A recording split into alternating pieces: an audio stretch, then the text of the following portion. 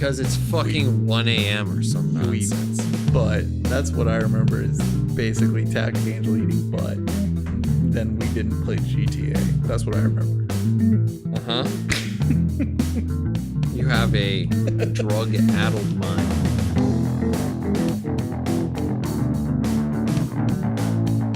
Hello everyone, and welcome back to Wednesday Night Gentlemen, the Multimedia Empire official podcast. This is episode number 24, for real this time. On this show, we like to talk about comic books, movies, TV shows, video games, and every once in a while, political discourse. Not today. I am your host, Tactic Angel. I am your host, Tactic Angel, today. And with me is Midget Radio, my murderous socialist friend. Hello.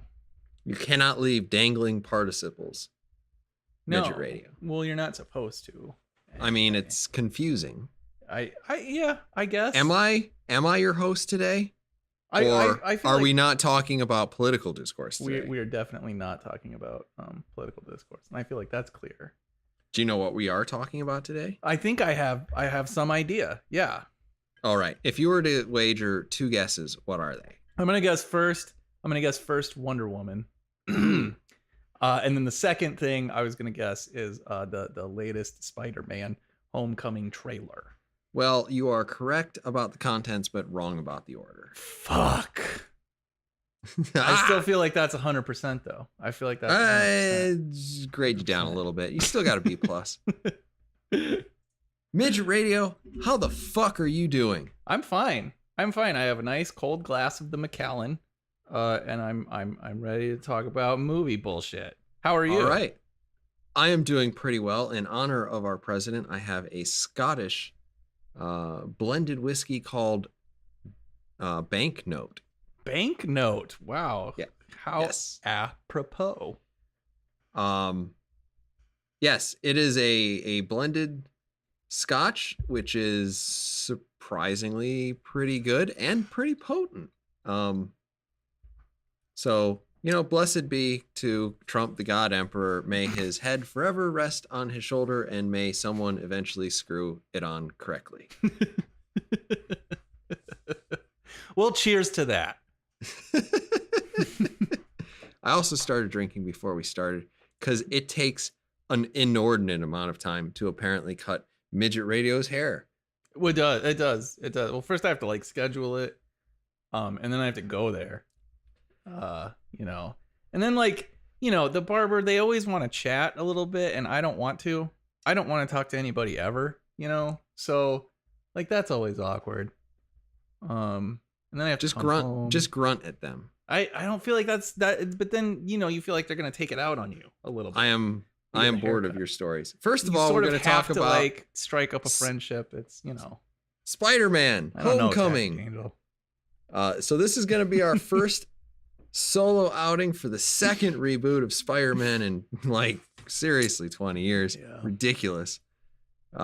Taking to the screen in just over a month, starring the young and strangely likable Tom Holland, Michael Keaton, and everybody's favorite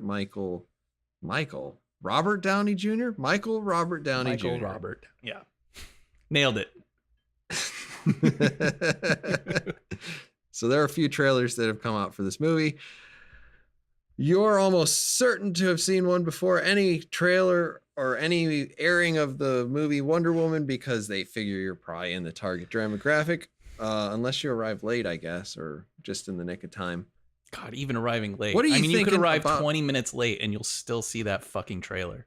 I think it's in the middle of Wonder Woman. There are just so many trailers. Right? It practically is. It's just ridiculous. Anyway. What do you think about what you've seen so far for Spider-Man Homecoming? So I think there's been 3 trailers so far. I'm gonna say 3. So we've seen him obviously in Civil War, and then these 3 trailers. I was looking forward to this movie despite not being really a Spider-Man fan at all. But I really liked Tom Holland, and I liked Civil War, and I liked what I've seen in the first 2 trailers. This third trailer though, I don't know, man. Now some of the luster is gone because it feels like Iron Spider a little bit. You mean with the whole, there are 375,000 ways there's to that, use your webs. And he's like, it's like Nonsense. a really gadget heavy fucking Spider-Man. He's got like a drone and a parachute and God knows what other kind of Inspector Gadget type bullshit that he's got buried in that suit. But I don't know, man. I'm not really into that. Like, I'm not really into this mechanized Spider-Man. So I'm going to come back with you as I don't give a fuck about Spider-Man. And strangely, I had to watch Wonder Woman twice. And I saw two completely different Spider-Man trailers. And I don't know what order they come in. Okay. Because I don't give a fuck about Spider-Man, so I haven't been paying attention. So, like literally one of the trailers is super tech heavy, and I don't know if that's the second or the third. I think that's the third. Other one is like, I want to help the little people, and Tony Stark is like, nah, fuck them. Somebody else will figure this out.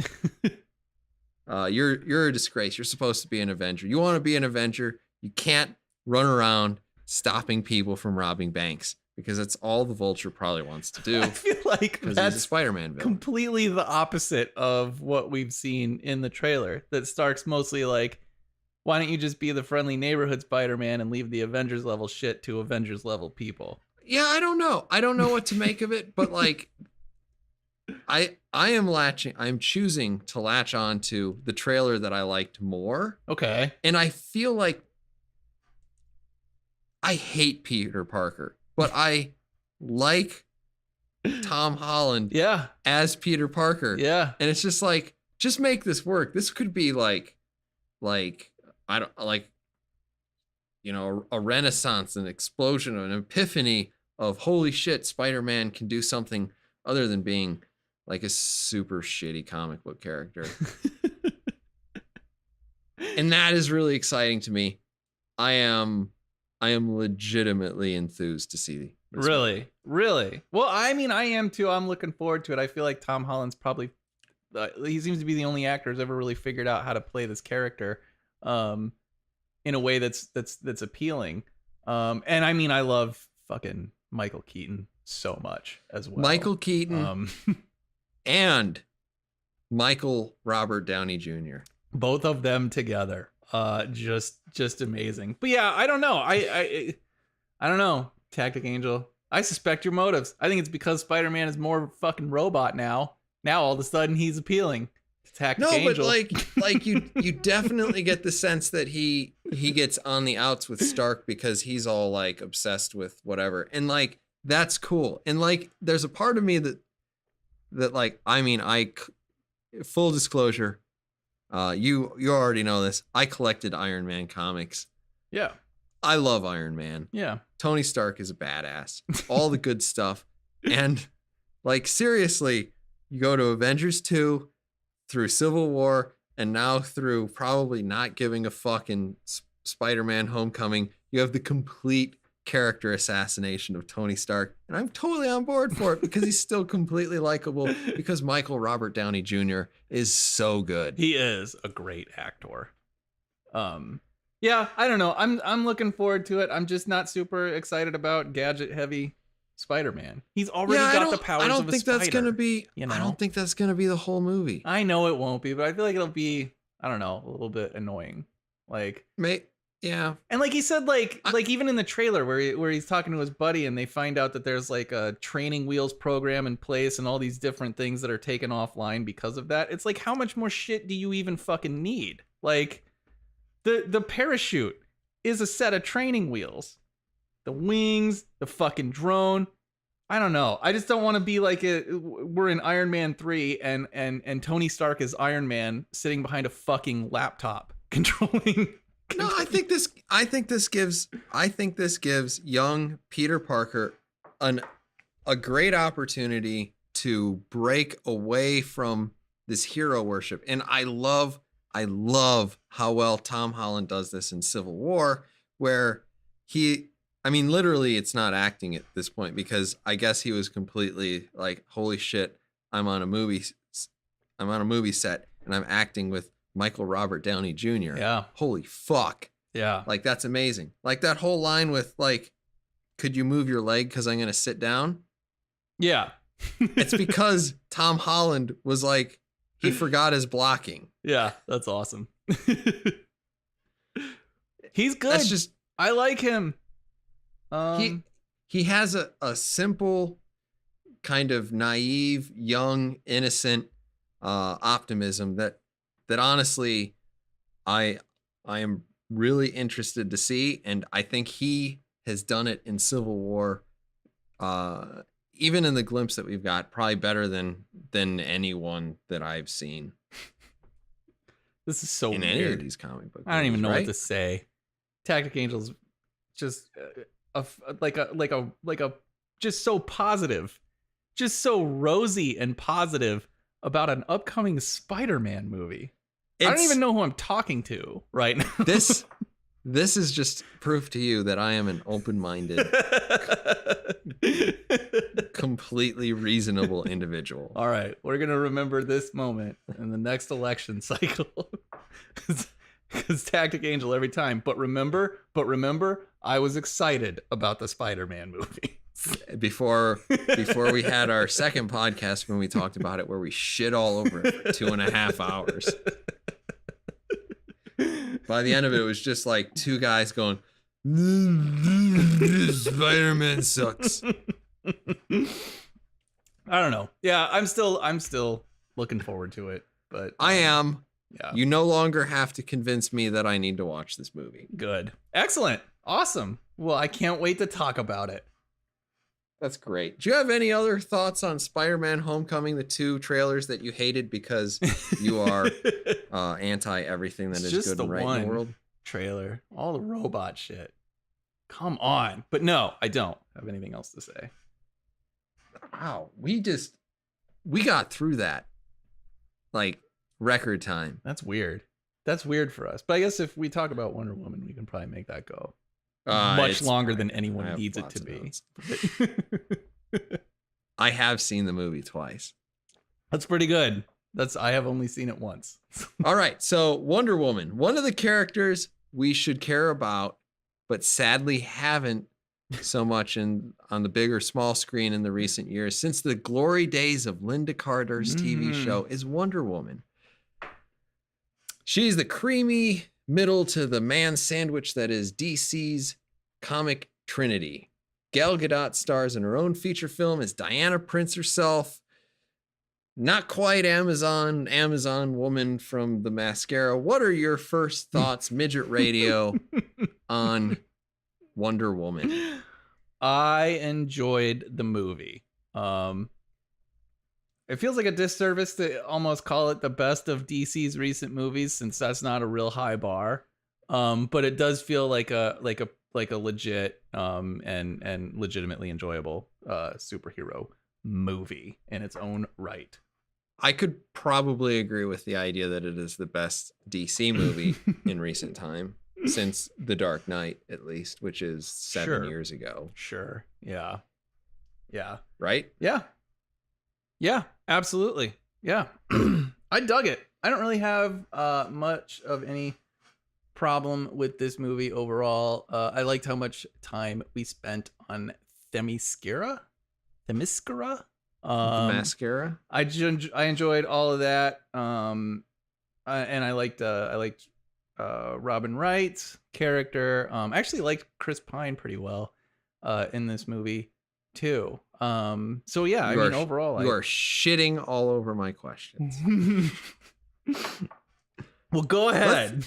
Let's start with Gal Gadot. There were some initial concerns about her ability to play Wonder Woman convincingly. How do you feel about her performance? I liked her. I liked her quite a bit. I think she's an entirely worthy successor to Linda Carter. She's charming enough and fun enough to be able to carry this movie as the protagonist. So yeah, I liked her entirely. I don't have anything bad to say about her at all in this movie.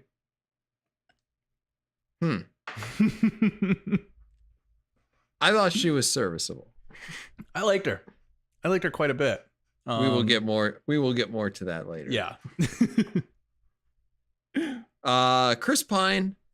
I'm gonna hit on this. I had a question written out. I'm gonna try to unquestionify it and make it into a statement because you've already talked about him. Okay. Chris Pine.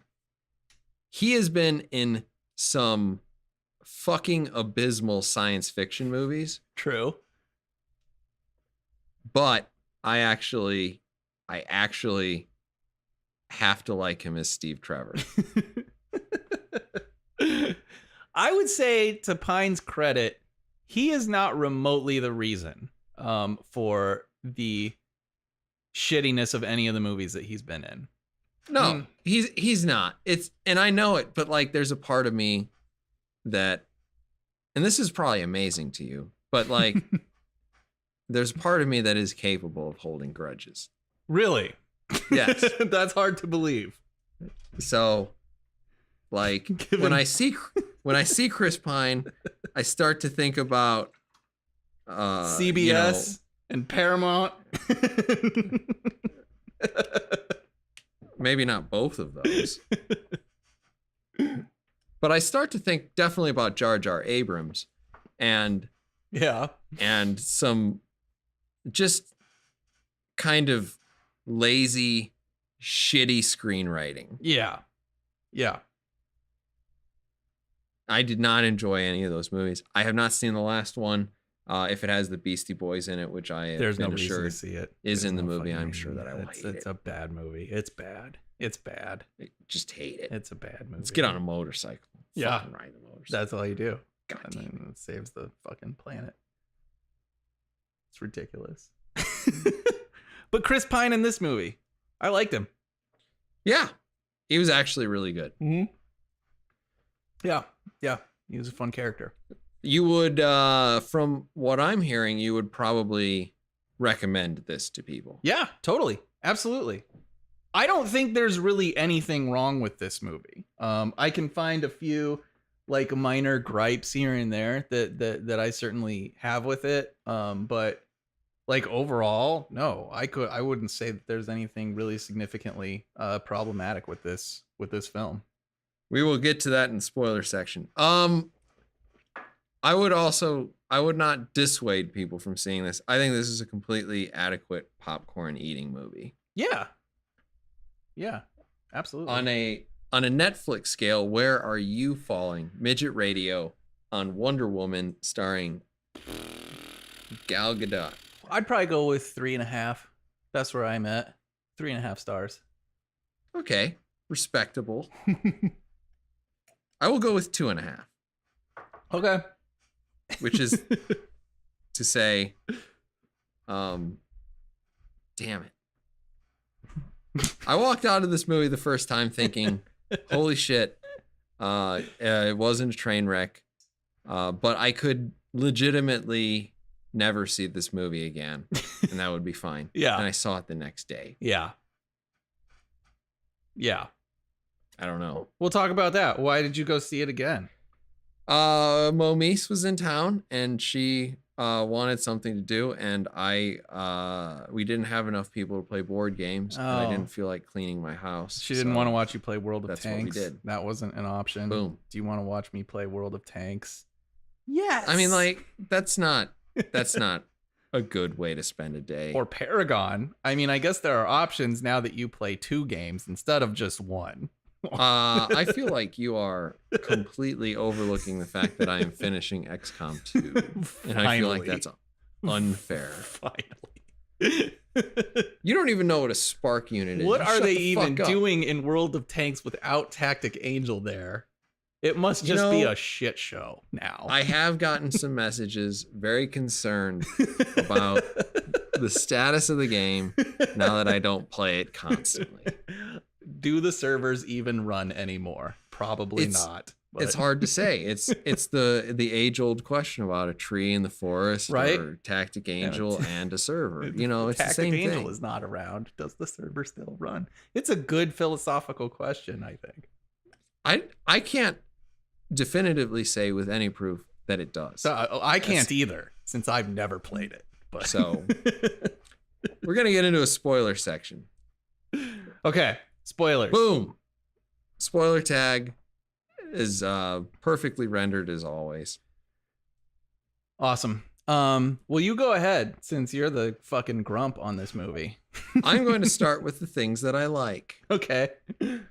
I enjoy the visual reference to Aphrodite on the Half Shell by Botticelli. Oh, okay. When young Diana, Prince of the Mascara, is being taught about the war between the gods, Yeah. her bed is strangely set in this like half shell Oh, yeah. crustacean thing. I think that's intentional. I'm gonna say that it's intentional. That's cool. I don't know that it's intentional, but I enjoyed it. That's cool. I do have to say, in spite of me thinking that several of the setups and the payoffs are fucking stupid, that there are at least setups and payoffs. Like, pay attention to the things that are being said, and they will eventually, for the most part, play themselves out. Yeah. And that's like basic storytelling, which is Yeah. nice. Sure. You got nothing to say to that. No, it's fine. It's functional. So I think by a significant margin that Steve Trevor is actually the most likable character in this movie. no. I don't think I would. I don't think I would agree with that. But that's because I did like Gal Gadot quite a bit in this Did movie. you? Okay. Okay. I think the conflict between Gal Gadot and Steve Trevor was interesting, and I appreciated that. I kind of I haven't gotten to the things that I don't like about it. I do think it's weird that Gal Gadot, one of the few things that she cannot say is Steve. Because she looks up at the airplane and she's like, Stev. And you're like, no, it's not right. It's fine. And then she's like, I'll try it again. I'm going to have a flashback and I'll try it again. Stev. Nope. Still missed it. This is just you and your ridiculous inability to understand people with different accents. Oh man, T'Challa in Civil War. Holy fuck, it was like a different language. Here's the thing that I actually do have written down. Everyone on the Mascara has an unplaceable accent. Yeah. And this is like interesting to me because they basically got better actresses to basically fuck up English a little bit. Yeah. So that our actress, like, I think this is a good idea tactically because Gal Gadot is not a native English speaker. She's going to fuck up some words. Yeah. Like Stev. Yeah. So we have Connie Nielsen, who I love, and Robin Wright, who I know that you love, she's and I amazing. certainly. Yeah, she's great. I think Connie Nielsen, she was Hippolyta, right? Hippolyta. I'm never sure where the accent is on that. Hippolyta? Well, there's a different way you can accent the O or you can accent the Y. Yeah, I mean, it's the difference between saying a word right and saying a word wrong. It's up for interpretation Hippolyta. since it's ancient Greek, but I know you can't see this, but there are two fingers, one on each hand facing the microphone. But I don't care. Like, that's never made a difference to me. So, I mean, I do know that because I used to give them to you in person. But the only other thing I've ever seen her flock. in was that fucking Keanu Reeves movie, The Devil's Advocate. The Devil's Advocate. I don't remember. Connie Nielsen is the only place you have ever seen her is in The Devil's Advocate. That's where I remember her the most. Do you remember 1999 I know she was in probably Gladiator, her most and her famous role. That was not like her speech. Like, I remember really hating her just because of that speech at the end of the movie. That totally unnecessary speech that she makes after Maximus dies. Just absolutely shoehorned into this. Like, we know, like, he died and he was really on. Like, we just know. And she just uses that moment to make a fucking I really hated that scene in that movie. That's probably the worst scene in that movie. He was a soldier of Rome. Right? I know, because I saw the movie. I saw all the things that she's talking about. I think she does a really great job in that movie. I don't think that's her best scene. I think pretty much everything up to that point is pretty great. I guess. I think she's great in that movie. She's fine. I like Connie Nielsen. I like her better in this movie. She looks a little bit like Diane Lane to me. Yeah, I guess like a sort of. And Diane Lane. She's a little ginger though. I mean, she was kind of a ginger. Whatever. A little bit, but like a ginger Diane Lane. Yeah, Diane Lane with red hair. Yeah, I'd kick that out of bed. No, I mean, it's fine, but. Oh, Judge Hershey's a redhead. I can't sleep with that. This is a good Wonder Woman review so far. Okay. So I did particularly like, for the most part, Themyscira. Yeah. Or is typically pronounced the mascara. Yeah. I don't know why I get all this shit about mispronouncing words. You can't spell or there say are things. some strange. There are some strange things about the things that happen there, but other than the fact that no one ever listens to Hippolyta, the queen of the Amazons.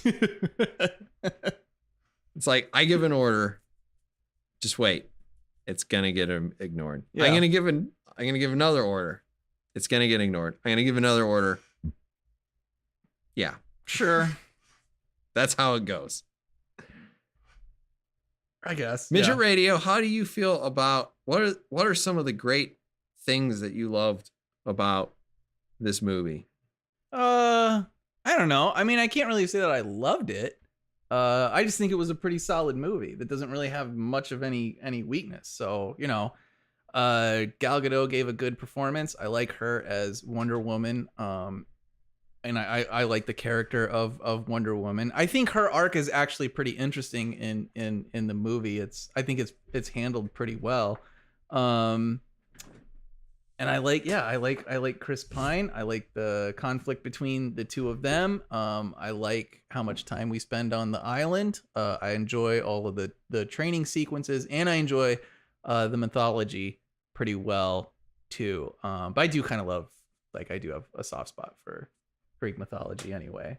So that it plays into that pretty well. Yeah, I dig all of that. I like the general the way the film is framed, too, that she gets that old photo from Bruce, and then kind of tells this story about the first time she met a man and the first time, she entered our world. All of that works. I mean, it just works. The movie just works overall. So I didn't really have any major issues with any of it. Okay, that's interesting. I understand the movie from that point of view, and I also understand what they were trying to do. This is the same question I asked to Mo Mies, which was, and I'm going to say it just as I said it to her. From a female perspective, and you can answer this from your male perspective. No problem. Did Wonder Woman seem more like a fish out of water, or did she more seem wildly irrational? Oh, I would say fish out of water, for sure.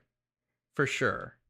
Because I was leaning towards irrational. No, I would say fish out of water, for sure. Because if you consider, I think, where she came from, and her general perspective, and what she can do, like what her power set is, then yeah, I think it seems a lot less irrational than it does seem fish out of water, right?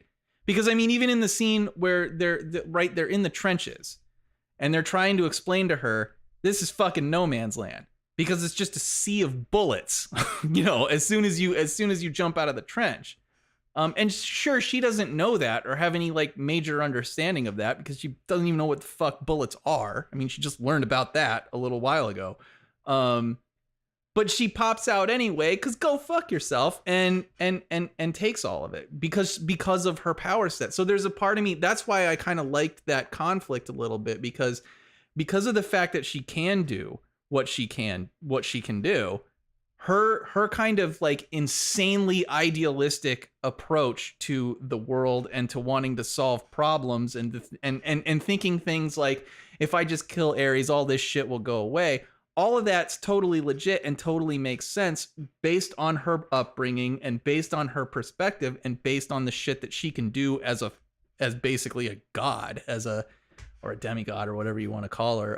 But yeah, I would think when you consider all of those things, take all of that into account, it's not so much irrational as it is she comes from a completely different fucking place, and she can do so much more than anyone else can do. So that's where I would land. Okay. I mean, I would land slightly differently, because I think, I mean, at a certain point, she argues with Steve Trevor about whether or not she should be allowed to murder someone in the middle of a party. Yeah.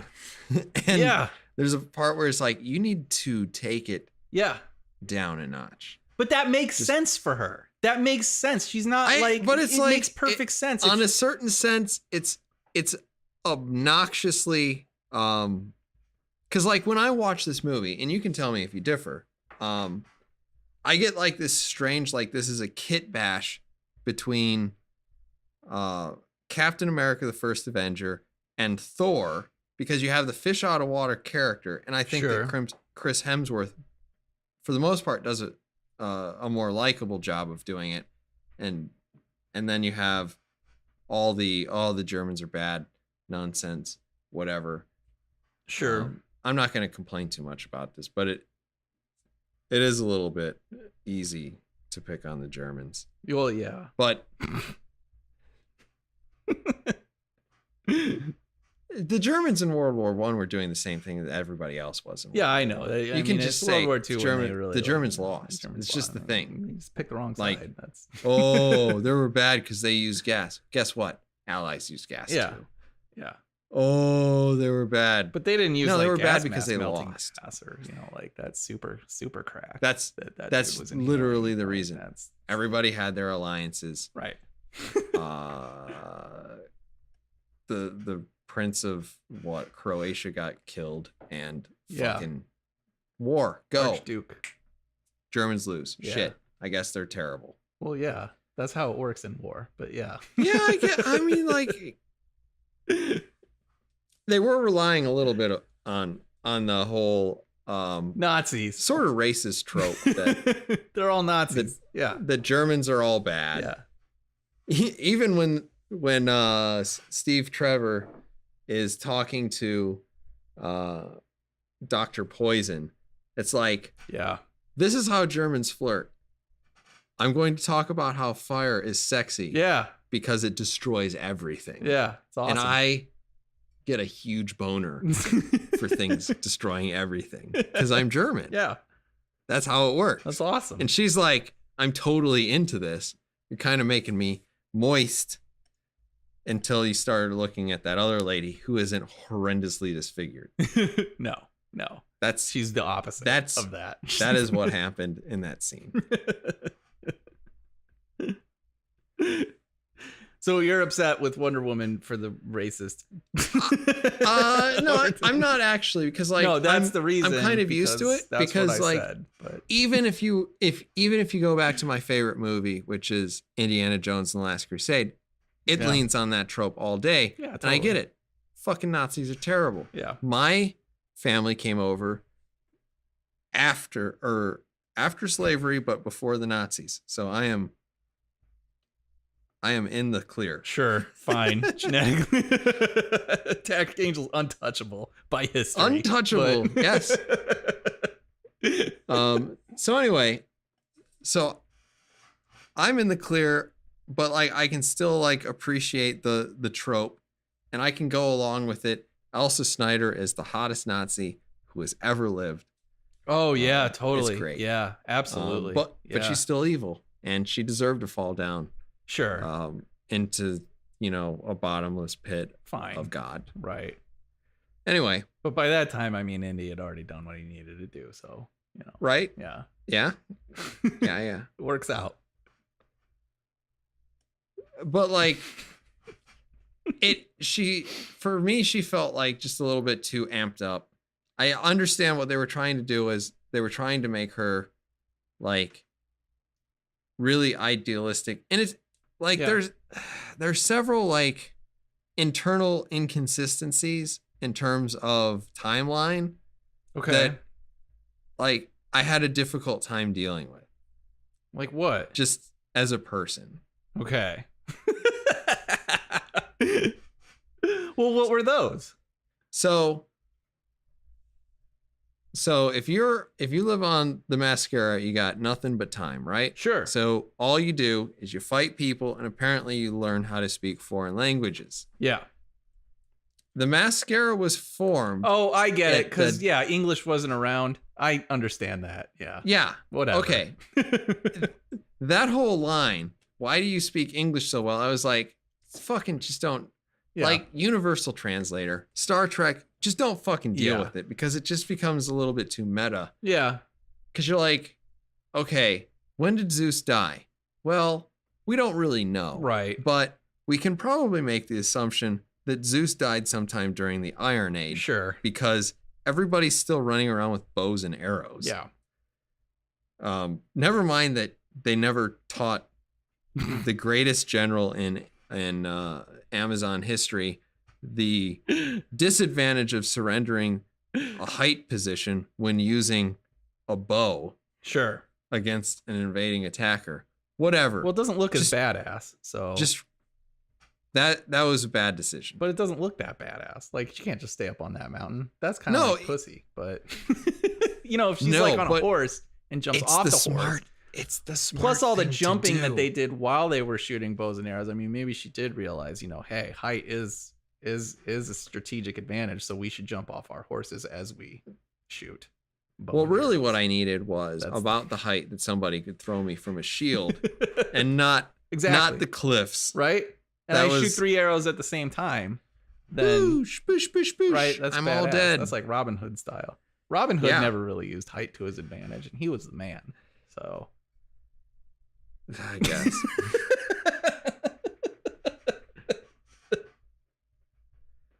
So anyway, okay. So this is one of the setups and the payoffs that actually, like, when they're like, why do you speak English so well? Which is, I guess, like supposed to be an extremely triggering word or a triggering thing to say if you're, one of those people. Okay.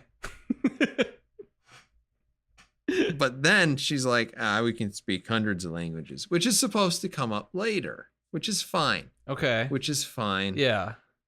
But it's just like, well, Zeus died several hundred, if not 1,000 years before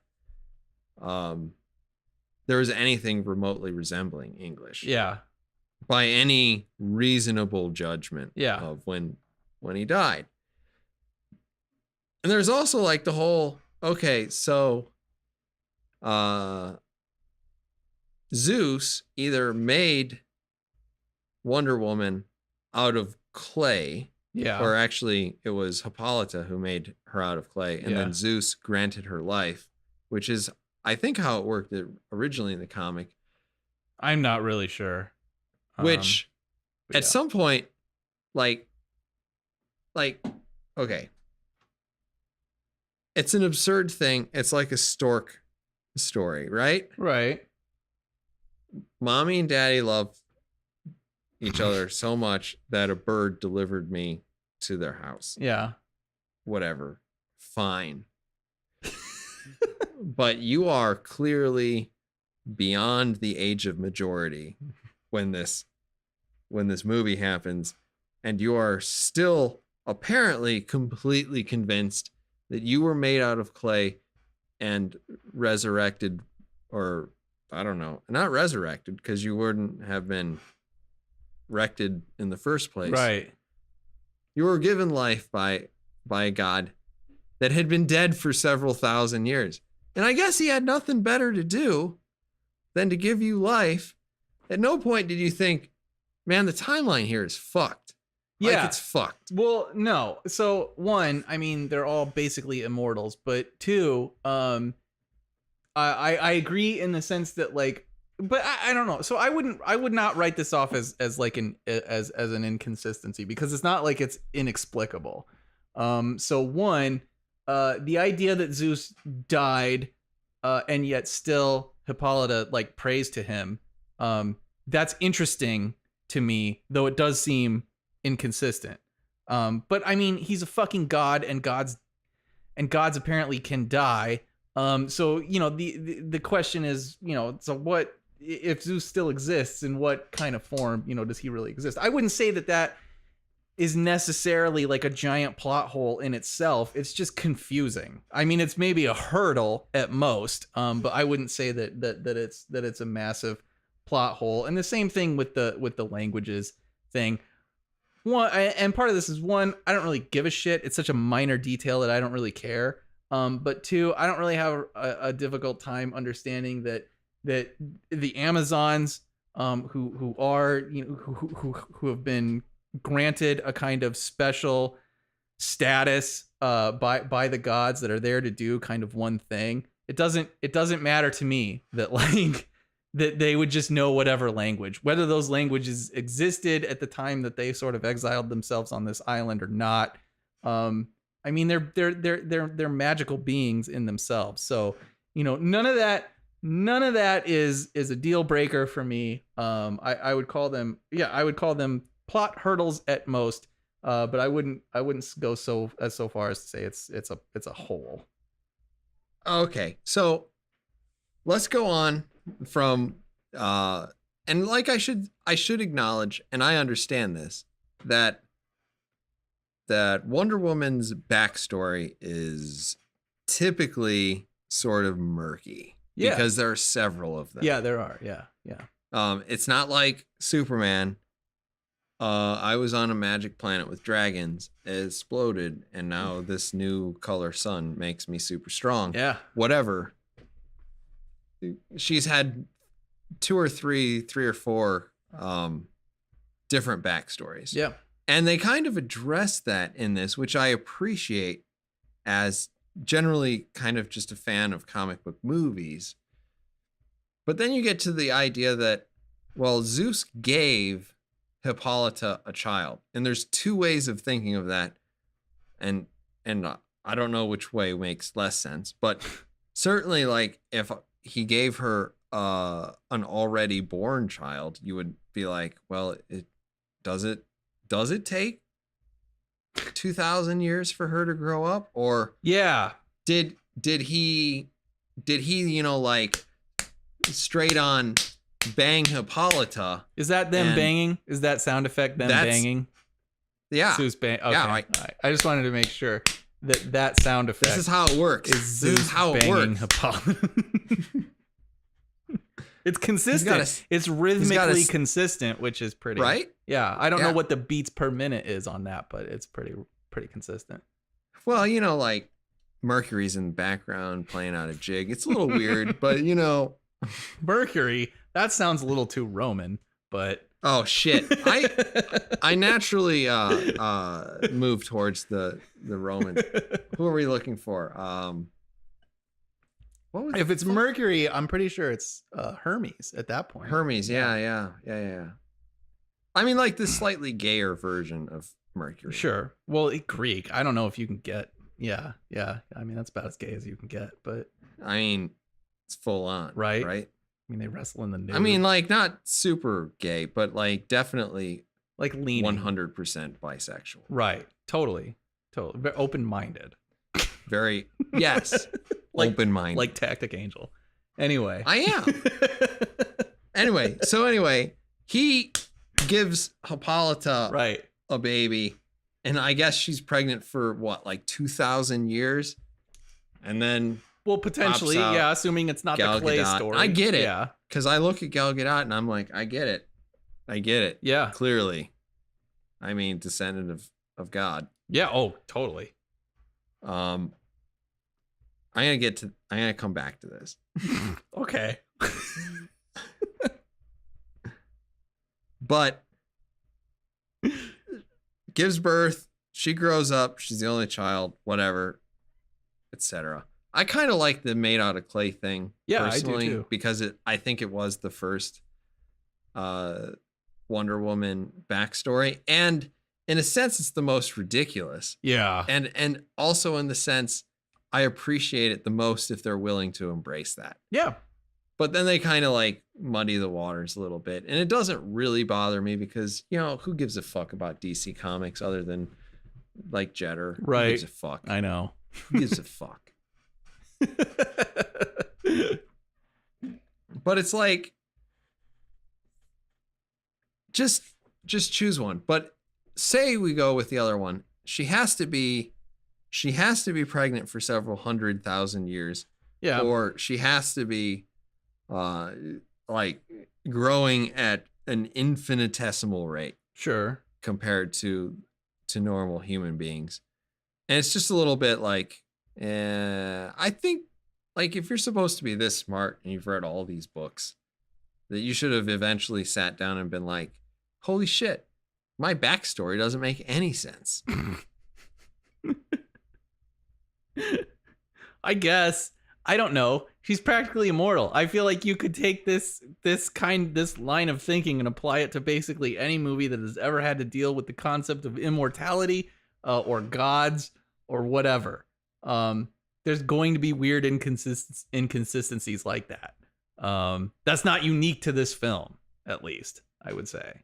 Because, yeah, I mean, you're dealing with gods. So whether it's like time passes differently, on Themyscira than it does for the rest of humanity. Maybe that's part of it. There's always been the excuse that time passes differently for immortals than it does for anybody else. That's like in any fucking vampire movie too. I mean, it's, there's a million different ways that you can go with this particular line of thinking. And I would argue that Wonder Woman doesn't raise more of those questions than any other movie that deals with that concept does. At some point, Wonder Woman asks Candy, is that the secretary? What is a secretary? Yeah. I speak 1,000 languages. I speak all the languages. Yeah. Right? Yeah. But I don't know what a secretary is. Well, that may be a cultural thing to is some there degree. I don't know. Are there no clerical workers at all on the mascara? I don't know. What do you think they do? Like, because it's mostly fighting and the accuracy of bow shots. I would say that I would whatever. say how many arrows they have in the inventory. Like if you wanted to look at this movie through like the most prejudiced lens you could possibly look at it. So you have a fucking island that has basically lived off of the technology that was developed by men at the time and made absolutely no progress from that point forward, as they're still using fucking bows and arrows to defend themselves. So, that could be a fun interpretation of this film. That's some sexist shit, Midget Radio. But I like this movie, and I don't give a shit about any of that. How many minutes until you go beat your wife?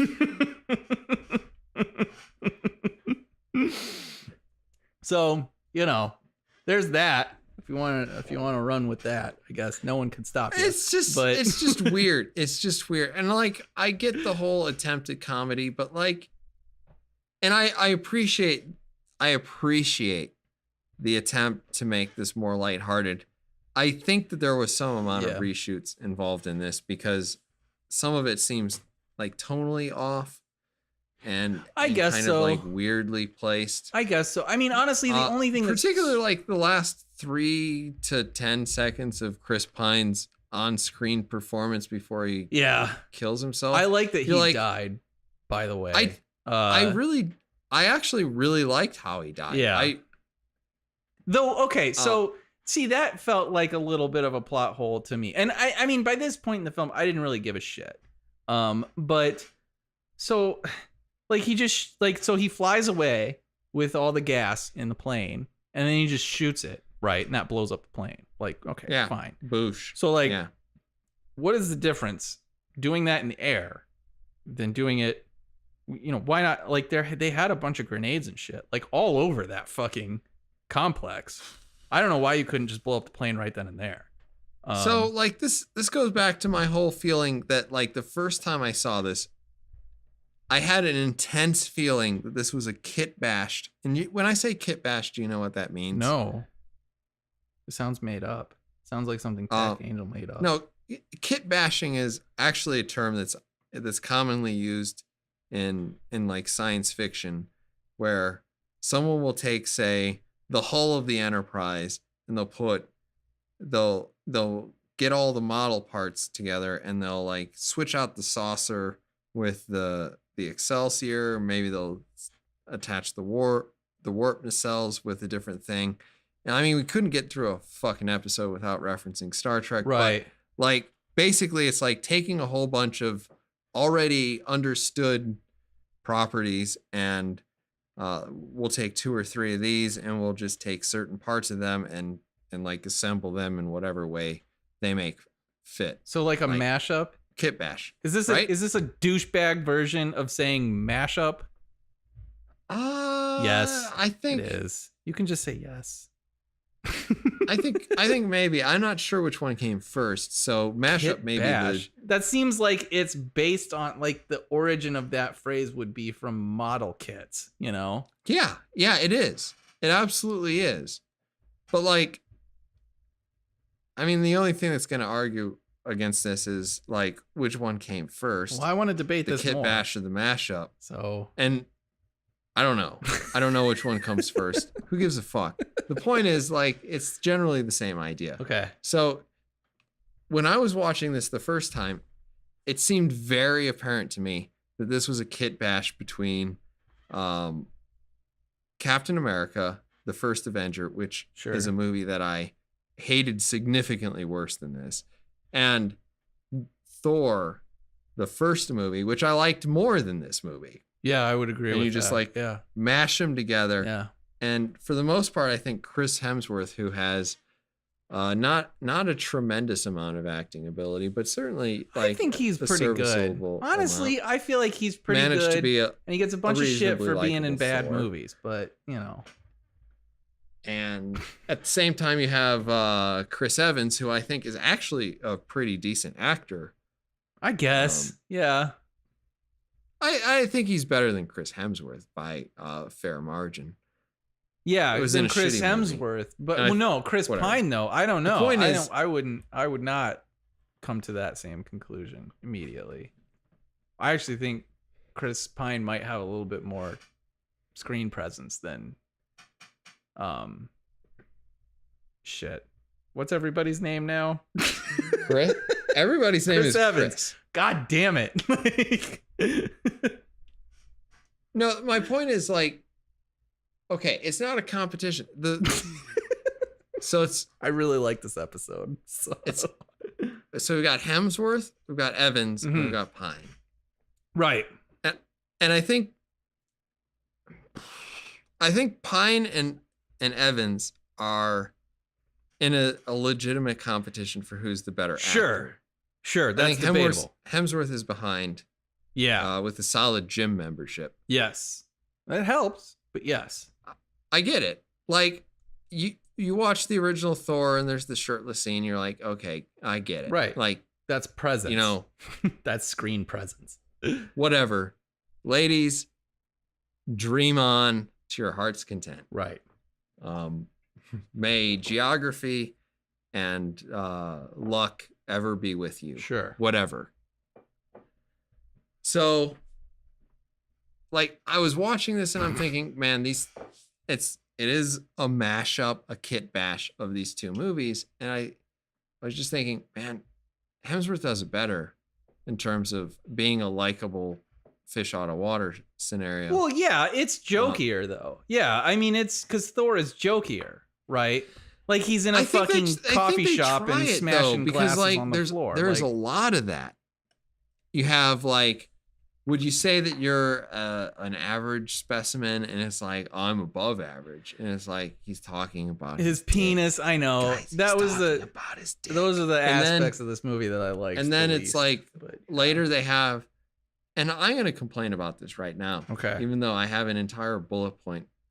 An entire like, bullet point? One whole bullet point? One whole bullet point Okay. denoted to this. The scene on the boat goes on I way agree. too long. I totally agree. I completely agree. And it's just like, the horse, you killed it. I know. It's dead. I know. And now you're just beating it. Yep. And it's just like, stop beating that off. Yep. Just go on to the next scene. Yeah. Yeah. London, it's hideous. Great. Right. It is. And I agree. Those are the aspects of the movie that I liked the least. And I would say it's largely because it's the most fucking cliched direction it could have gone.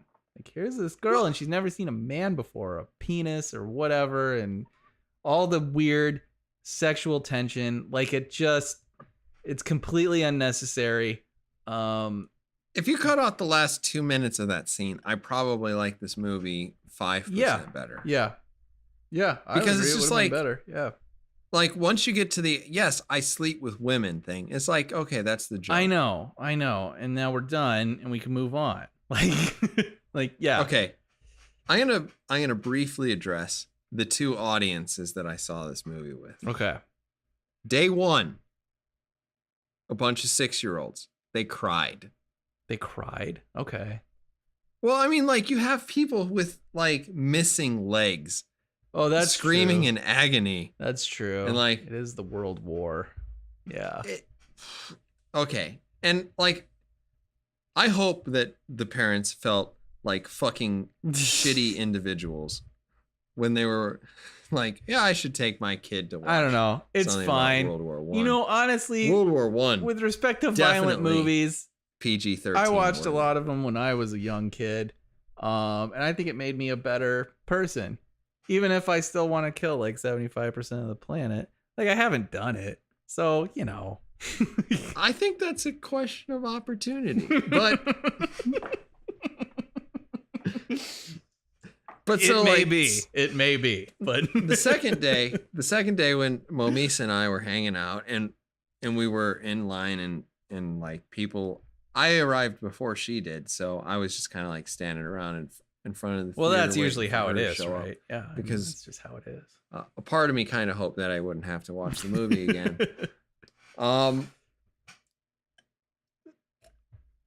I got into line and I said to her just this, and this is almost verbatim, if not verbatim. There are a lot of unmarried women with short haircuts seeing this movie. Okay. Great information. It was an observation. And like, I feel like that there was a more positive reaction to that. Okay. From the second crowd than the first crowd, which was full of people who shouldn't have been there in the first place. Sure.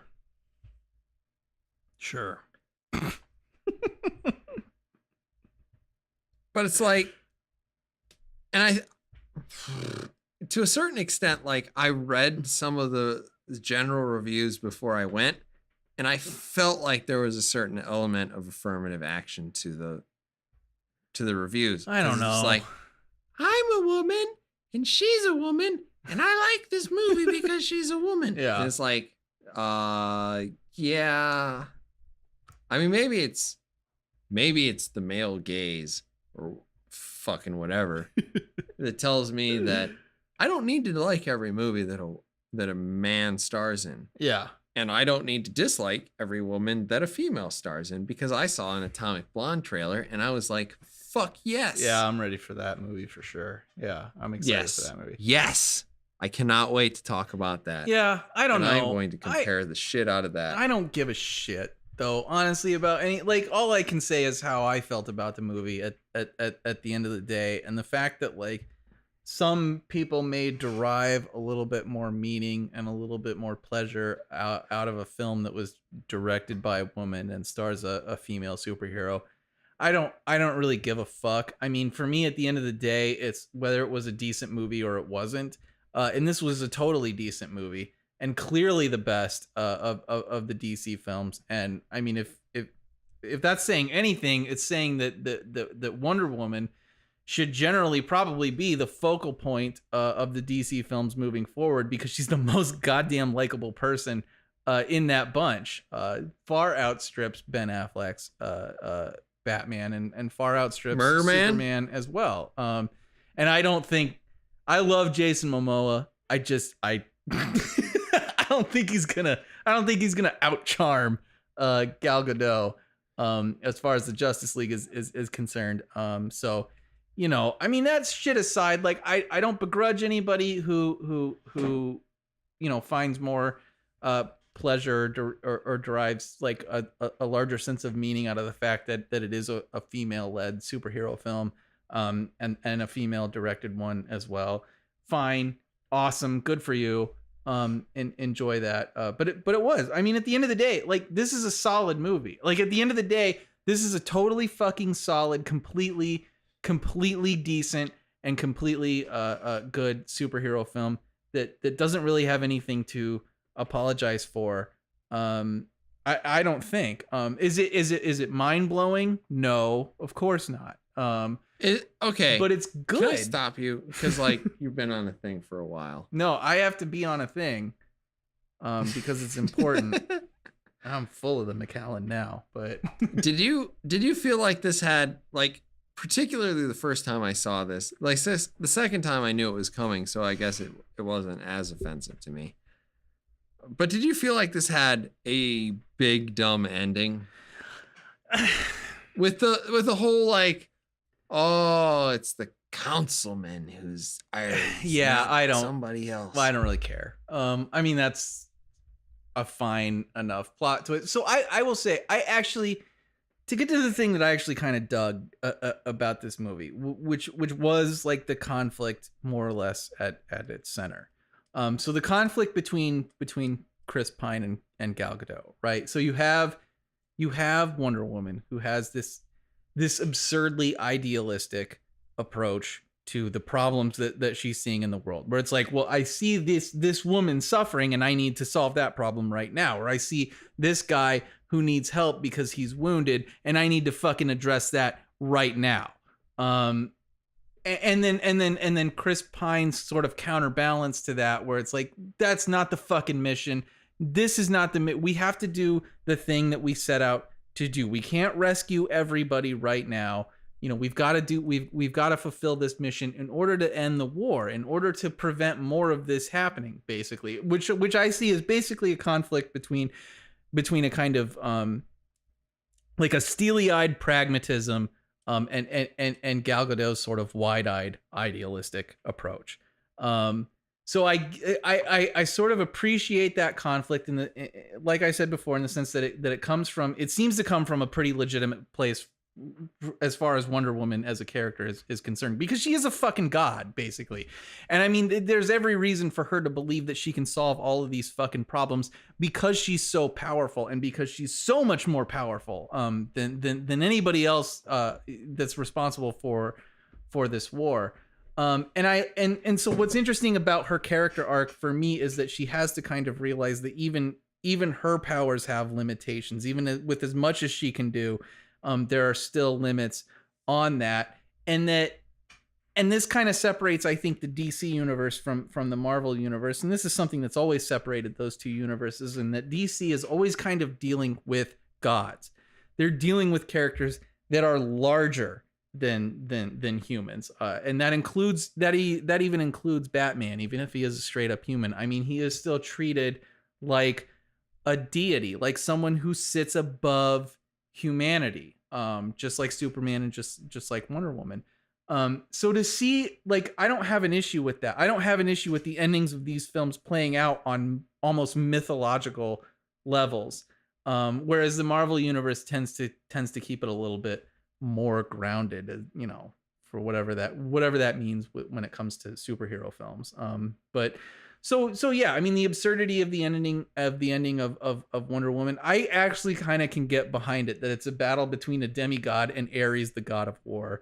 I don't really have an issue with that, and I do feel like that's a legit place for DC to explore, and for DC to kind of establish itself and distinguish itself from the Marvel Cinematic Universe. Anyway, do you think that it's particularly necessary, say in this context, that Ares is a character that was already introduced into the film? Because like at a certain point I looked at it and I said, well, I mean, like that seems kind of stupid that the chancellor would be, or the counselor would be, this character that we've already met. So, and like, yeah, necessary. If say rather than that, you just had a character who is completely unintroduced and is largely faceless, because hopefully he would be wearing badass armor.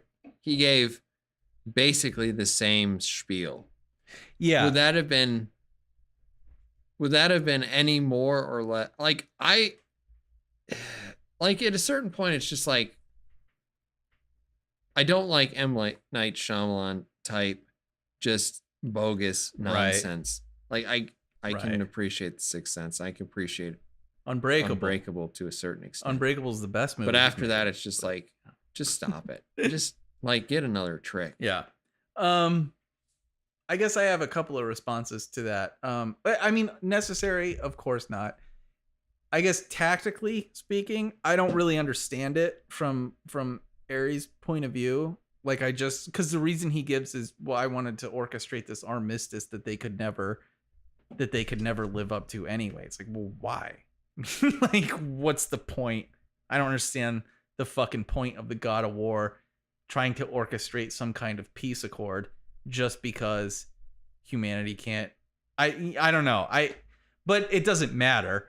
But then the other response is that I really like David Thewlis, that actor.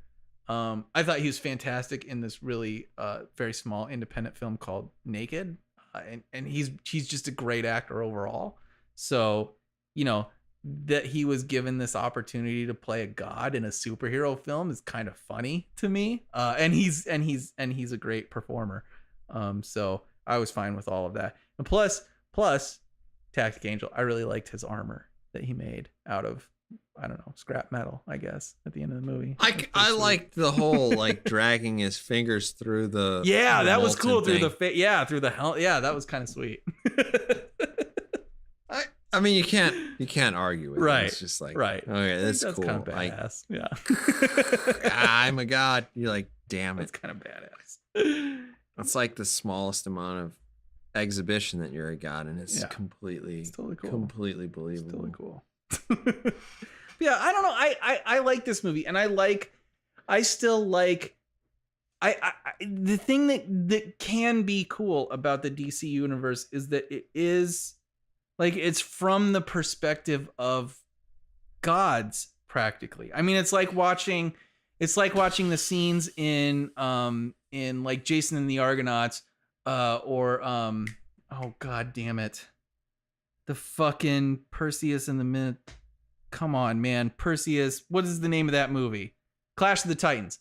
It's like watching those scenes where you're dealing with a god level perspective of the rest of the world. I feel like DC, that's their niche, and it's definitely worth exploring, and I can absolutely get behind that. And what I like about this movie is that Wonder Woman has to find this sort of middle ground between the fact that she can solve a lot of, like, she can directly address a lot of problems that humanity finds itself in, but has to kind of come to a realization as to whether humanity is even worth saving in the fucking first place, or not. And it makes things like as ridiculously idealistic and just sappy and saccharine as the conclusion that only love can save the world, as ridiculous and saccharine as that seems, it still comes from, I would say, a pretty legitimate place, in the sense that it's coming from the perspective of someone who is essentially a god, and can see things from that kind of macro sort of worldview. It feels to me, I mean, it feels decently legitimate, I would say. So, like, I was not at all bothered. Like, love will find a way nonsense. Right. That didn't even register on my things that I didn't like about this movie or that I found troublesome about this movie. Because it's like, I didn't give it a terrible score. I gave it kind of a middling score because I basically view this movie as fairly well in line with the quality of Iron Man 3, which is to say, a lot of the premise was good and a lot of the development was fine, but at the end, the movie couldn't end fast enough to save itself from kind of like, what? Yeah, that's interesting.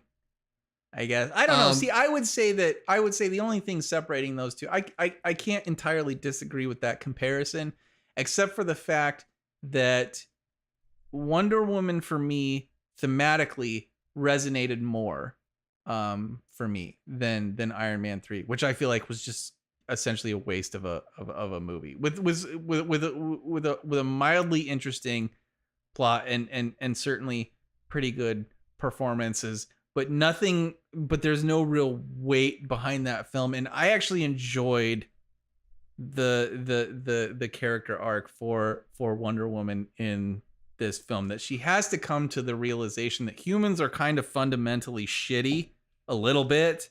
There's a little bit of shit in there, and that the conflict is not derived from this external force known as Ares, that they've got that all of humanity has something in it that drives itself toward conflict. I mean, I enjoy that realization at least a little bit. It resonates a little bit more with me. And the fact that it even asks that question, I guess, because it's hard. I mean, how do you not think of Battlestar Galactica a little bit, right? When it comes to that particular question, like, it's not enough for us to survive. Right. It's not enough for us to survive. We have to earn it, like that's a thing that's worth thinking about. And when it comes to having a god having to confront that reality, right? What is it worth to me? Like, why should she even concern herself with us as a species? That's a legit question, I think, at the end of the day. And the fact that this movie tackles it, I mean, relatively reasonably, I would say, especially for a big budget fucking superhero movie, that's all to its credit, I would say. And there's nothing I would say that's enormously offensive about in how it deals with, or how it approaches that question, and that entirely separates itself from a movie like Iron Man 3, I would say. I don't know. The thing is, like, and I will just say this flat out, I would prefer that she kills, Ludendorff, or is that his name? Yeah, Ludendorff. I think yeah, it is. Anyway, so she kills him, and nothing happens, and she sees, oh, humanity's still terrible. Right. And it's like, there was just a part of me that was annoyed by the necessity to include the only other character as the baddie. Sure. You're like, why don't you just say, like, faceless, nameless guy comes out and is like, oh, I found you just like your mother always worried about, and whatever. And they fight, and she doesn't kill him. Right. And that's why she basically is staying among humanity. I would have preferred that. And I would have been like completely all in. Probably would have gotten another star for me. I don't know. Yeah. Whatever. I'd say that would make it maybe but it was a little just more like, potent. Or even if like Ares had just remained a mystery, Yes. It's like that. Yes. That's fine. If it was more mythological, and for the, like, there's a part of me that's kind of a little bit annoyed. Like, in this one, he's kind of portrayed as a thunder shaker. And usually the whole lightning slinging I thought that was god weird too. Yeah. is reserved for the top man on the totem pole. So like Odin and Zeus. Yeah, Odin. Both Odin is the right basically one. could smite people with thunder or lightning. Actually, thunder's just noise, but could smite people with lightning. I think they do call it thunder. And it's just like, why is Ares throwing lightning? Like, I don't remember that. Yeah, I know. It's a little weird that they went with the electrical, I mean, it's enough for him to have armor and weapons, but yeah. Yeah. Yeah. Whatever. It doesn't matter. Yeah, I agree. Yeah, I can get behind all of that, but I mean, still, this is a totally solid fucking movie. It's, I don't know, it is a little bit. I gotta say, there may be some aspect of it too that's like, holy fuck, finally DC made just a goddamn fucking straightforward movie that essentially I would hangs say together. decent enough. Like decent enough movie. Yeah. I don't think it's so like when Momise asked me, "Do you want to go see this again?" I was like, not really, but it's not a bad movie. Yeah. Because I mean, I gave it a 2.5.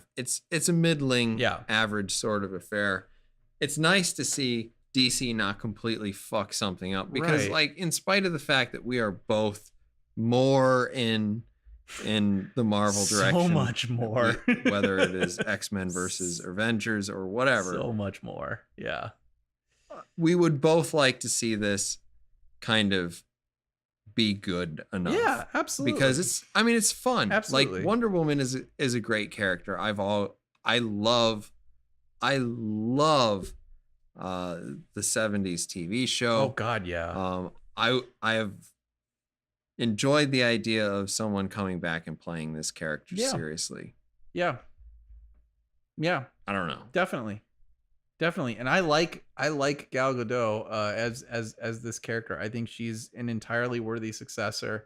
I think I like some of the, because I don't know, there's part of me that's like the idealism. I understand where you're coming from in a sense that some of the idealism, especially early within the film, gets a little bit, it almost, like, for me, for sure, like, it gets a little bit obnoxious in a way.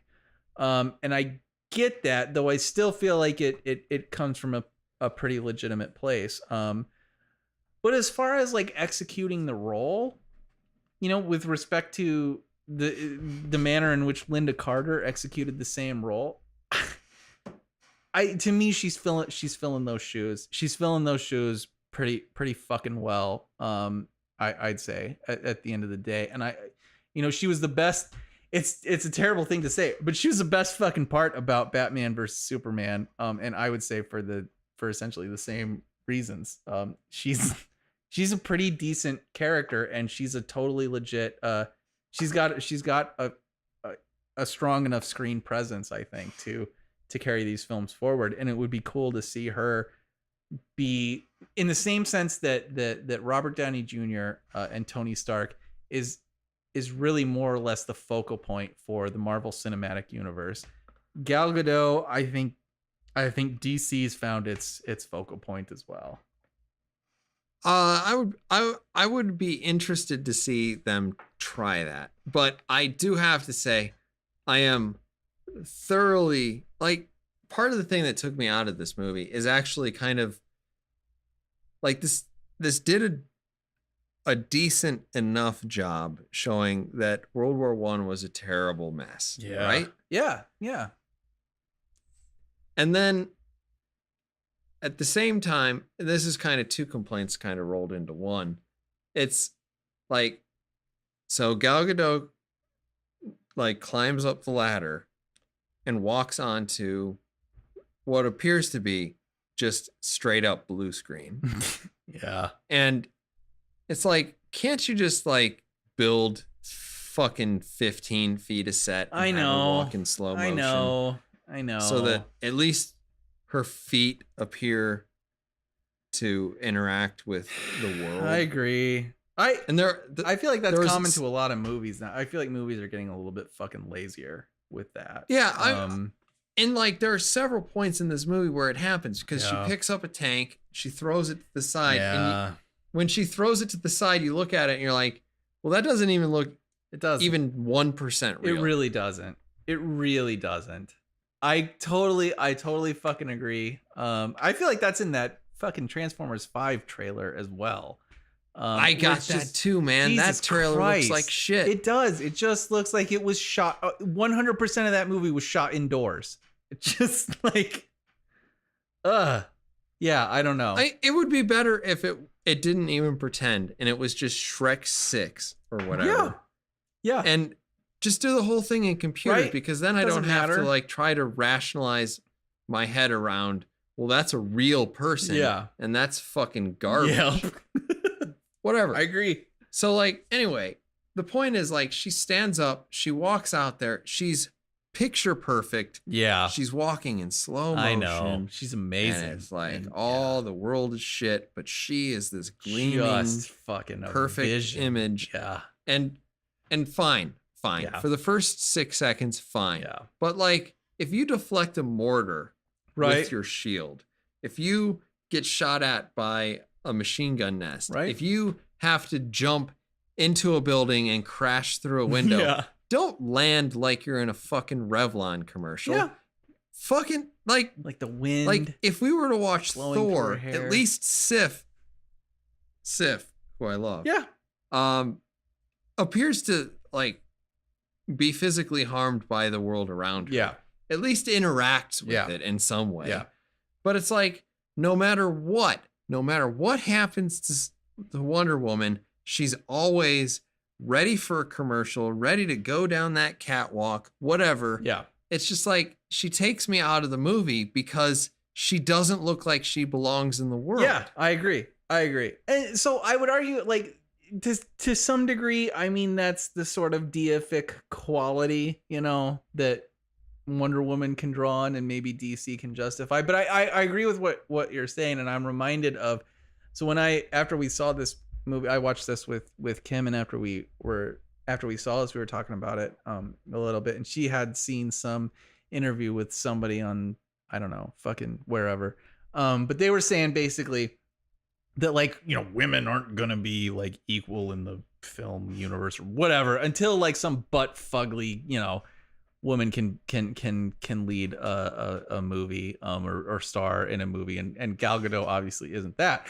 but it reminded me like a little bit of I think our desire to see like someone like Gina Carano, who clearly is gorgeous and amazing, but at least is a female fucking who has definitely taken a bunch of hits in her life, and looks like has some fucking bulk and looks like she can take a fucking punch and is a part of the world that we are all a part of, and who should be leading action movies.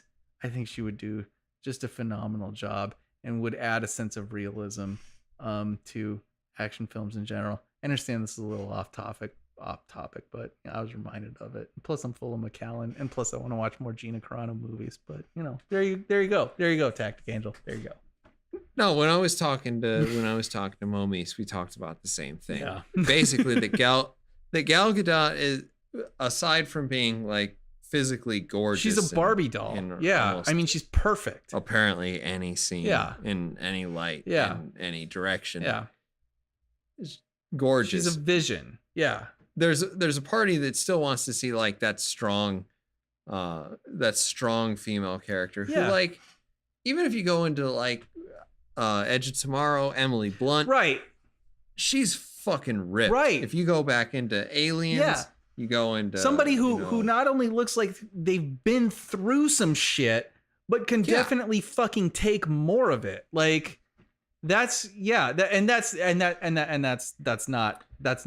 Gal Gadot.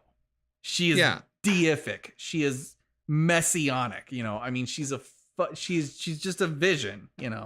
Which is fine. It's fine on its own, but you kind of want to see more a little bit. I do. I didn't actually have too much of a problem with her fight scenes until the end of the movie, actually. Because I feel like they blew all the budget early, and then like the deeper into the movie you get, actually the worse the effects get. Because like at certain points, like the lightning between her bracers looked pretty fucking terrible. Yeah, it looked like cartoon lightning. So I did actually enjoy some of the editing a little bit that like a lot of the sort of ridiculous slow motion. I feel like there was a bit of an homage to kind of comic book splash pages a little bit. Certainly done more subtly than a movie like Ang Lee's The Hulk. But still drawing on some of that comic book influence with big old splash pages. I kind of got into that. You could certainly make an argument that maybe it got a little bit old after a while, or maybe it was a little bit overused, but I dug it overall. Well, I think part of it's also that whoever was directing the photography wasn't that creative. And it's like, even when Gal Gadot is running through no man's land. Yeah. Like, what does she do? In order to block, she always just has to, like swipe left, swipe right. It's fine. It was whatever. Captain America style. Yeah. Does anybody ever shoot at your knees? No, it's Captain America style. It's just at least she had to duck. Yeah. Never mind the fact that somehow the bullets, in spite of the fact her shield was sloped up, somehow impacted the ground behind her. Yeah. Well, that didn't. I'm not registering that as a complaint, though it does make no fucking sense at all. Yeah. And we haven't even gotten into the historic complaints that I have. Oh, historic. I have a score complaint. I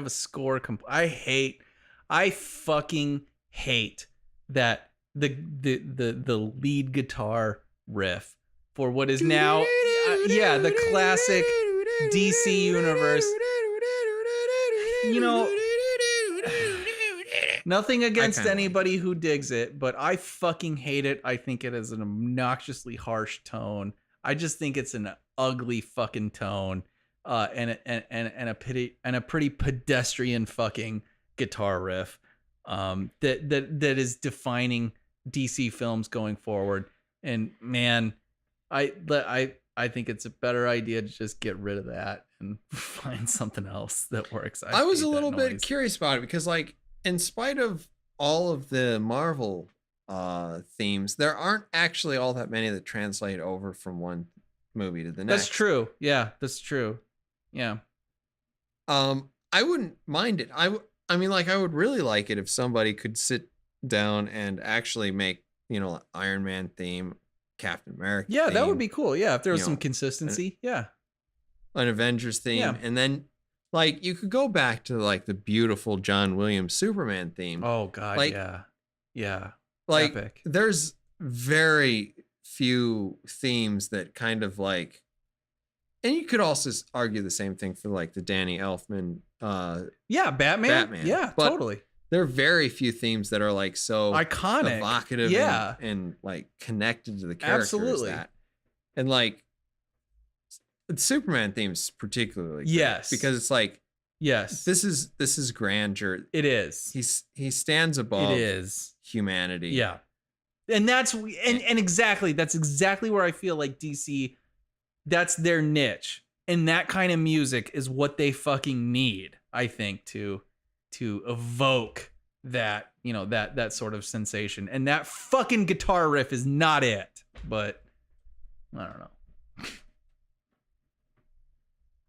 I don't know. It was John Williams is like 100 years old. I know. I know. What's he gonna do? I don't know. What are we gonna do when he's gone? But I don't know, man. But like, it's hard to say. Yeah, it's hard to say. How do you feel about it? I hate it outright. I don't know how you feel about it though. The guitar riff that. I actually kind of like it. Really? God, see, Kim, maybe I'm alone on this. I'm fine. I'll accept that, but I hate it. The only thing I dislike about it is that it originates from Batman versus Superman, which is right. Yeah. One of the worst. I mean, it's films. already associated with a bad movie, so yeah, that doesn't help things. But did you get the sense that, like, some of this, like the CG, particularly the deeper you got into the movie, got worse? Like, even the lasso seemed to skip frames. I guess so. Yeah. I mean, the lasso looked it was cool at first, and then it got less cool. Yeah, it did definitely get a little less cool. I don't know. Yeah. I guess so. Yeah, there's a part of me that's just kind of become numb to it a little bit, where I'm just expecting that that everything's gonna be a fucking green screen at the end of the day, and that's just, well, that's how we make movies now. So I'll just accept Did it. you get a little bit like weirded out by the fact that you can get hit by, let's just say, 100 potato masher grenades, and that does no damage to you, but somehow you got injured in the first scene of the movie? Right. Well, that's, I don't know. I don't know. Yeah, I don't care. But that's comic book movies now in general as well. Like, stuff only hurts when it's convenient for the plot. And then it doesn't hurt when it's, when it's not convenient. So Okay. that's just how things are done now. So I do have to go back. I really did like how Steve Trevor died. I do too. I think that was a good. I like how he died, and I like that he died. All of that I feel like was a good decision. And I think even the line that I can save today, but you can save tomorrow, the future, whatever. It's like, I really appreciated that, and I actually did kind of feel like it, even though I think that she was wildly irrational for several scenes. I feel like that kind of like brought it back together. I don't think anyone who's ever met a woman expects them to be completely rational. Well, sure. I mean, this is a podcast hosted by dudes, so of course. You're not gonna hear any argument from me, but. Do you want me to get into my historical nonsense? Oh God, I guess. These are the things that I was disappointed from a historical point of view. Okay. There was no trench whistle. No trench whistle. Okay, but there were trenches, but no whistle. All right. Okay. So when they signaled a charge, particularly if they were English, which the actors based on their uniform and helmets were, Totally. there is a trench whistle. Yeah. And it has a very particular sound, and we all know what that sounds like. Okay. Right? Right? Yeah. No. I remember how the trench whistle sounds in fucking World War I. I remember that. Yeah. No, I remember hearing it. It's a very airy, sort of low pitched tone. Anyway. I find it a little bit weird that Steve Trevor, as a spy, would run around wearing a Pour le Mérite medal. Right? Yeah. No, that was one of the things I was mad about too. The merit badge that I'm talking about is called the Blauer Max, or the Blue Max. Okay. In English. And there were only something like 700 of them given out in all of World War II. Okay. Now, or World War I should say, because there were, it was gone by World War II because it was an imperial Russian thing. So when the king of Germany stepped down, it basically went away. Right. So the Kaiser, they called him the Kaiser. Kaiser? Kaiser? Kaiser? Kozer. Kaiser? Kosher. Coming from Latin for Caesar. Right. Which is the same root word as czar. Czar. In Kaiser. Does it ever hurt to be this dumb? I just like to hear Tactic Angel be a pretentious asshole. All right. Well, you're a fuck. And you're basically retarded. You need to sit down while I get through this. All right. So the Kaiser, that's a character from Marvel Comics, by the way. Kaiser. Yeah, Kaiser, guy from the Savage Land. It's like a Tarzan figure. So has a saber-toothed tiger. Pour le Mérite badge was only given out about 700 times in World War I. Right. It was given out to people like Erwin Rommel and the Red Baron. Red Baron. So you have seriously famous people winning this medal. And if you were it's true that if you're a pilot, you're more likely to get it than, say, like if you were an infantry commander. But landing anywhere and like wearing out this symbol is basically like as exclusive as wearing around your Congressional Medal of Honor. And particularly in a highly militaristic society, you would expect that people would be like, who the fuck is that? I don't know. And then they'd be like, do you know? Right. No. Do you know? No. Anybody? No. This guy's a fucking phony. Sure. Like, it's just calling too much attention to you. Yeah. Yeah. Completely legitimate. No, I remember that in the Wonder Woman scene in that movie. Okay. No, I remember that. There are several uniform issues in the movie. Oh, okay.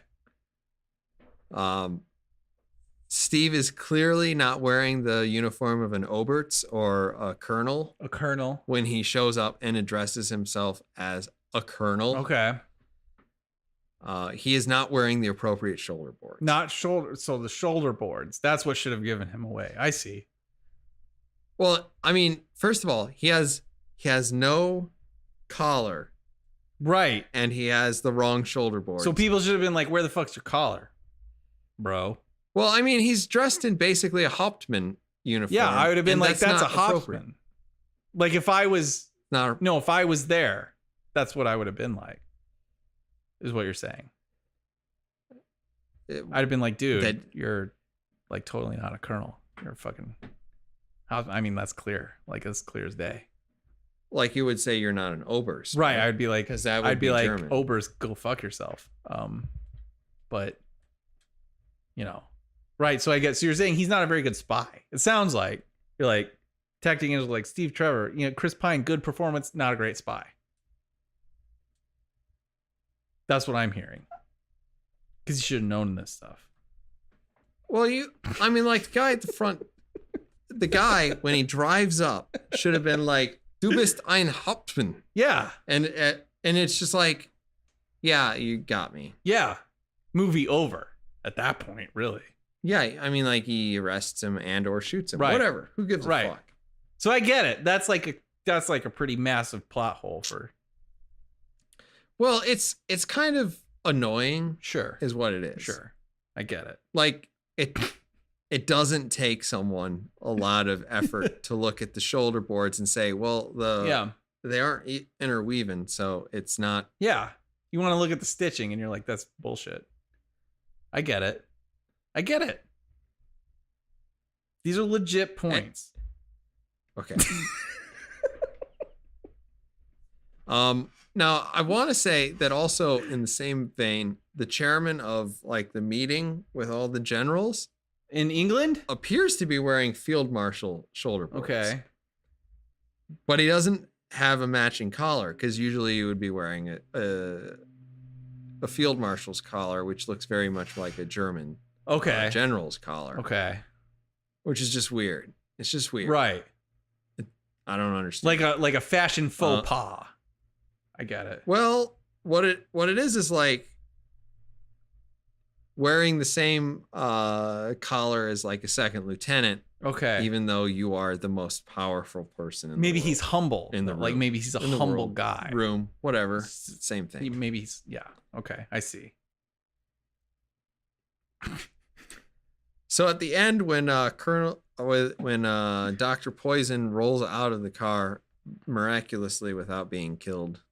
Oh yeah. Wonder Woman picks up a tank. Right. And I play a lot of World of Tanks, right? Right. Well, that's been established, yeah. Yeah. So and the tank Momies that she can picks up testify is to clearly that probably British by now. She's been at your house. It's a British male tank. I can't really tell. I would kind of guess that it's probably a Mark IV. Okay. Male tank. I was thinking Mark III, but yeah, probably Mark IV. Maybe Mark III and a half. I don't know. They kind of all look the same. Anyway. And there were legitimately captured English tanks in the war, but it's just like, why would you do that? Pick it up? Why? I don't know. What? Or capture it? What do you mean? Huh? Pick it up? I don't know. Why wouldn't you just choose a German tank? Like, would we not be able to figure out that it was a tank? To like display. I see. Pick a German tank. Sure. Yeah. I don't know. Wasn't in the budget. It's not that. I don't know. I mean, it seems like it would cost the same amount. Like more tread detail. Right? I don't know. They do have longer treads. So there you go. She was wrapped up in the treads of a German or in a English tank. So okay, whatever. When she was like, Stev, yeah, and she was all wrapped up. I remember that. And it's like kaboosh. Like that's and English she was treads. like, Stev.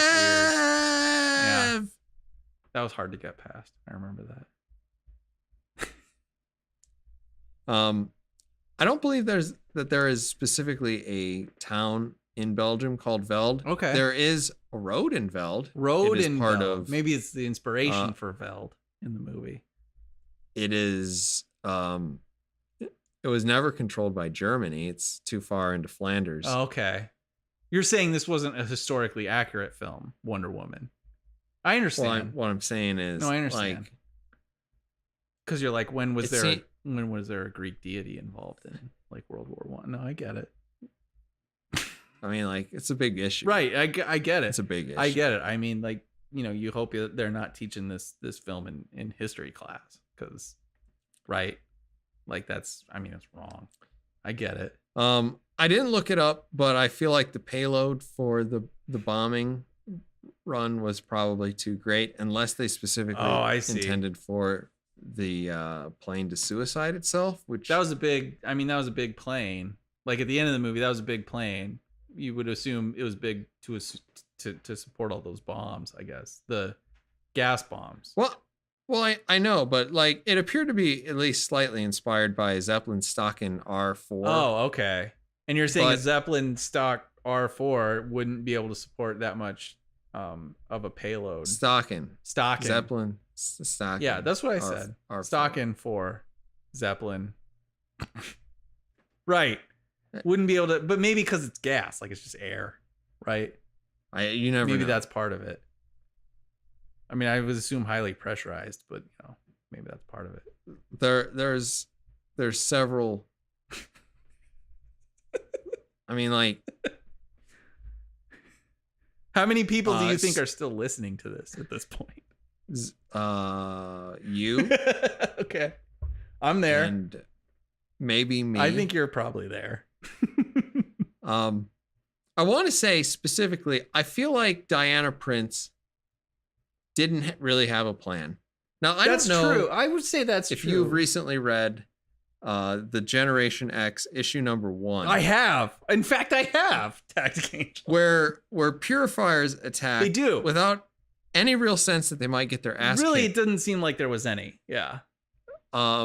The Xavier School for Gifted Youth. It's actually, I think, Mutant Outreach. Whatever. It doesn't fucking matter. It's the same thing. Sure.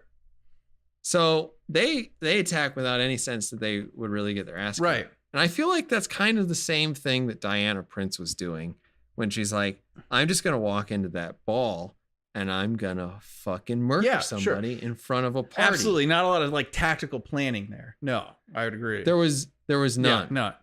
Just, and I don't know if you've read X-Men Blue or Gold recently. In fact, I have.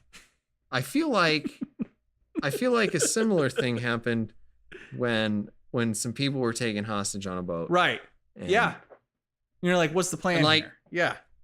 I agree. Who knows? I agree. Who knows? Now, I mean, those people aren't deities, but yeah, I agree. Generally, an overall lack of you would expect that a deity would have a better. I don't know. Maybe I don't know. Maybe it's hard to say. Like when it comes to a deity, you're a deity. So there's part of you that's like, well, what the fuck? I'm gonna do this, and then what? Like maybe you don't feel motivated to plan ahead all that much because you're a deity, because you're so powerful. You're just like, I got right. This. I just do this and problem solved. Right. Because I'm a god. I feel like that's a fairly natural. Well, clearly 5 stars then. Yeah. Exactly. I mean 3.5, but exactly. Fantastic. Do you have any closing thoughts on Wonder Woman? I don't. Is that what we're talking about? Because I don't anymore.